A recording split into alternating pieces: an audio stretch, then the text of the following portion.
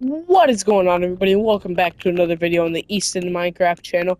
And today I'm going to be telling you the story about how I almost got my second grade, like, I almost got my second grade head chewed off, bro.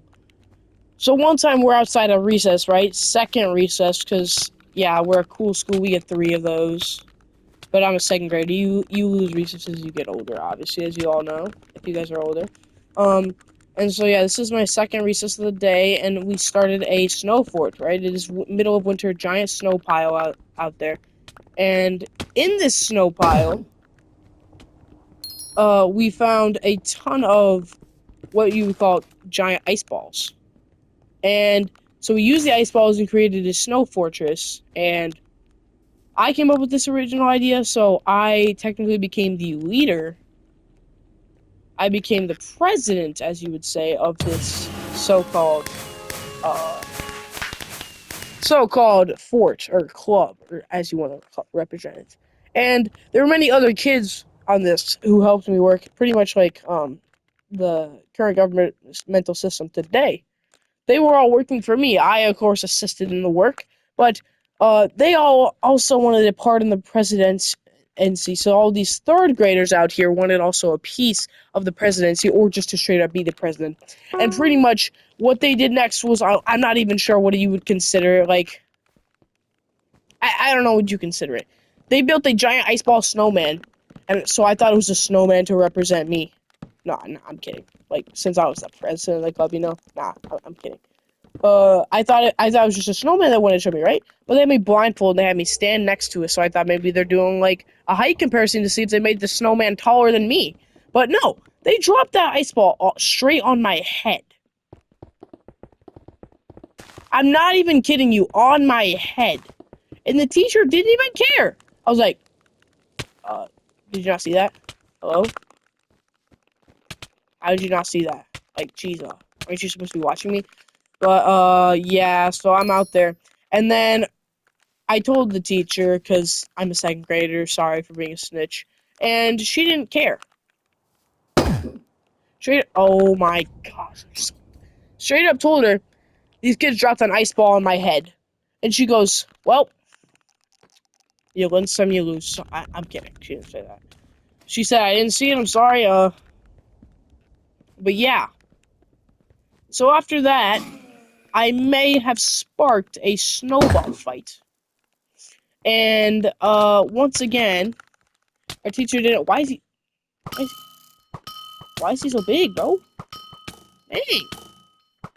Yeah, I'm dead. Okay. So our school wasn't fond of snowball fights. Oh my gosh, my team's getting destroyed. Our school wasn't fond of snowball fights, but I started one. And the teacher was already on it within like 3 seconds of me actually starting the snowball fight. Jeez, why is he so big?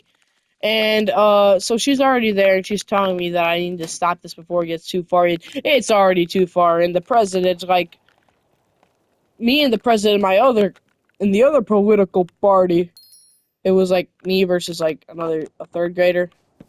I'm a second grader, so of course I lost, but it's whatever. I was the uncool second grader. He was the cool third grader, so yeah, I lost that. I lost that debate.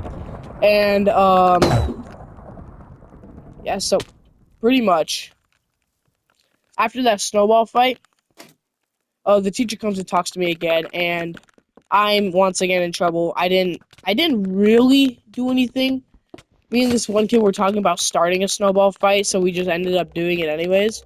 And so when we finished that snowball fight, apparently some kid got hurt. Not like actually injured, but just like he got hit in the head with a snowball. It wasn't an ice ball, just a snowball. And he was cold. And so this guy snitches on us once again, and I am in trouble because the teacher knows there's already been plenty of kids who snitched on them because they all wanted a part in the political party, or to just straight up be the president. And so a bunch of them told on me, and I was already in trouble for this, right? And so when we're lining up for recess to go inside, after I've already got in trouble for all of this stuff that I've just told you, after I get in trouble for all of that, um, I put my hat over my face, like my sucking cap, because it's cold outside, right? And my face is cold, and I'm a second grader, so I'm not just gonna tough it out. I'm a second grader. I'm gonna be like a baby and just put the hat over my head. And I'm waiting there, and the food truck is there, right? You know that food truck that brings all the food to your school for your lunch ladies. And I walked straight into the tire of that. Lucky for me that thing was not moving, but if it was moving, I'd probably be like crushed.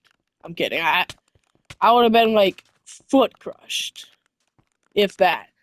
And so I walked away from it. When I hit it, I was like, "Oh crap! I should probably go right." I'll go and line up, and my teacher sees this, and she's already yelling at me. I'm like, "Dude, I'm a second grader." I would say I was an intellectual second grader. I was a pretty smart second grader, if I'm being honest. I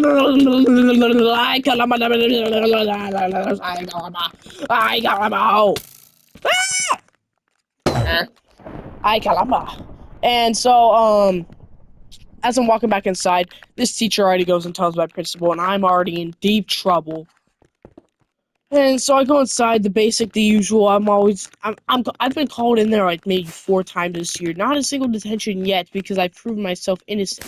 But this time I'm pretty sure I'm not gonna get permanent innocent. So I walk in there and she goes, "Tell me how you hit the tire of this car and how you started like all this other stuff, right?" Jeez, dude? My teammates need to help me. And so when I'm sitting there, she asks me, and I tell her my face was cold, so I put my hat over my head, and I accidentally walked over there. And she doesn't believe me. She goes, "Well, that is not what I heard." And so I have to re-explain to her everything that happened, recount everything that happened that recess, besides the snowball fight. I don't tell her that because I'm actually like smart, and I realized that I'd get in deep trouble for starting that. But she proceeds to give me the usual basic talking to, a little bit of yelling, maybe lecture, yeah, all that boring stuff. And so when I get out, I go back to my classroom, and we were just straight up laughing our heads off, bro. This is like hilarious. We had a snowball fight, everything. Besides the ice ball thing, I was probably mad. I was mad at the kid who dropped an ice ball on my head for like 4 days. I'm not even kidding. That kind of ticked me off a little bit. That hurt, bro. An ice ball dropping in your head hurts. Like, dead serious. Do you expect me to say it doesn't hurt? It hurt. My head hurt for like 3 days after that, but yeah. You get the gist. And so, our third recess of the day. Teammate, can you guys help? Guys, help.